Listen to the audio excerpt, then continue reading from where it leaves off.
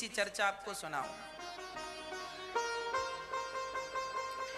एक किसान था, वो खेत में हल चला रहा था, बैल जुते हुए थे, खेत को जोत रहा था। तभी लगभग 11:30-12 बज रहे थे। उसकी पत्नी, आपने गांव में सुना होगा, पति खेत में किसानी कर रहा होता है और पत्नी उसके लिए भोजन लेकर जा रही होती है ना। पत्नी भोजन लेकर के गई। भोजन में क्या? केवल अचार और रोटी। तभी वहां पर एक बहुत बड़े सिद्ध संत निकल रहे थे वहां से। संत के साथ भक्तों की बहुत बड़ी भीड़ भी थी।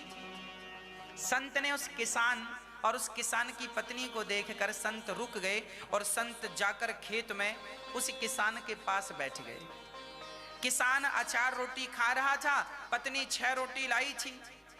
तो किसान जो था अपनी पत्नी से बोला, सुनो, 2 हम खाते हैं, 4 तुम खा लो। पत्नी बोली, मैं तो घर से आई हूं, आप तो मेहनत कर रहे हैं, आप एक काम करिए, 5 रोटी खा लीजिए, मैं 1 ही खा लूंगी। तब तक साधु आ गए। साधु आए तो किसान ने खड़े होकर संत जी को बिठाया, अपनी आसन दी। महाराज, खेत है, कहाँ बिठाऊं, ज्यादा सेवा नहीं, आप यहीं बैठिए और मेरी पत्नी अचार रोटी लाई है, आप ये अचार रोटी खा लीजिए। संत के सामने एक पत्तल पर किसान ने अचार और रोटी रख दी और संत बड़ी प्रसन्नता से किसान और किसान की पत्नी की ओर देख रहे हैं और बड़ी प्रसन्नता से संत ने किसान ने 6 रोटी संत को दे दी। किसान ने कि आप खा लीजिए, अतिथि देवो भव, हम तो फिर खा लेंगे। तो संत ने 2 रोटियां किसान को दी और 2 रोटी उसकी पत्नी को दी और 2 खुद ली और अचार भी तोड़ करके सबको दिया। और संत जब खाने लगे तो उनका एक बहुत बड़ा सेठ, अमीर आदमी उनके संग था। उसने कहा, गुरुजी, हमने आपके लिए 56 भोग रखे हैं, रसगुल्ला, रसमलाई, पूड़ी, पकौड़े, जलेबी, हलवा, बादाम, काजू और फलाना और ढिमका सब रखा, और आपने वो सब छोड़ के अचार रोटी खा रहे हैं। तो गुरुजी ने कहा, चल, तूने भी जो लाया है सब यहां रख। अब वो अभिमानी सेठ जो पैसे का बड़ा घमंड लिए गुरुजी के संग चलता था, मैं कोई कम हूं क्या? उस गुरुजी के सामने अचार रोटी भी थी और दूसरी तरफ उसकी पूड़ी, कचौरी और जलेबी और रसमलाई और जमाना भर का पकवान था। तब गुरुजी ने, बड़े सिद्ध पुरुष थे, तब गुरुजी ने उस सेठ की जो रोटियां थी, पूड़ियां थी, पकौड़ियां थी, जलेबियां थी, उन्हें हाथ में दबाकर दोनों हाथ से दबाया तो उनसे रक्त की धार निकल पड़ी। संत ने उन्हें दबाया तो उन रोटियों से सेठ जी की वो अहंकार भरा व्यक्ति, उसकी रोटियों से क्या निकला?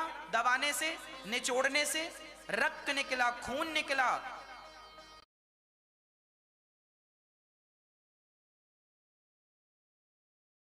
रोटियों से सेठ जी की वो अहंकार भरा व्यक्ति, उसकी रोटियों से क्या निकला? दबाने से, निचोड़ने से रक्त निकला, खून निकला। किसान की रोटियां संत ने दबाई तो दूध की धार निकल पड़ी। लोग स्तब्ध रह गए, महाराज ये क्या दिखाया आपने, इसका क्या अर्थ समझे हम? तब कहा सेठ जी ने कि देख, ये जो तेरे 56 भोग है ना, ये तेरी बेईमानी के कमाए हुए 56 भोग हैं। तू बेईमानी से पैसा कमाता है, लोगों का खून निचोड़ता है ना। तू आज देख लो, आप गरीब आदमी हैं, वो कहे कि मैं बड़ा गरीब हूं, डॉक्टर साहब जरा 2 पैसे कम ले लो जी, जरा हमारे पास पैसे कम है, जरा आटा सस्ता दे दो हमें ना, पैसा तो इतना ही लगेगा। तुमने दूसरों की तुमने कभी उनकी पीड़ा नहीं देखी, उनका दर्द नहीं देखा। हर हाल में बस लूटते गए, गलत काम करते गए और उसी गलत काम से तुमने जो धन कमाया है, तुम्हारे बने पकवानों से देखो रक्त की धार निकल रही है। और ये किसान जो मेहनत करता है, हल चलाता है, मेहनत की रोटियां खाता है, तो भले वो बासी रोटियां हो, देखो उससे दूध निकल रहा है। मेहनत और ईमानदारी और सत्य की जो रोटियां हैं ना, वो दूध में डूबी हुई होती हैं, और पापाचार भ्रष्टाचार की जो रोटियां हैं वो रक्त में डूबी होती हैं। अब आप देख लो कि आप रक्त में डूबी हुई रोटी खाते हैं या दूध में डूबी हुई रोटियां खाते हैं।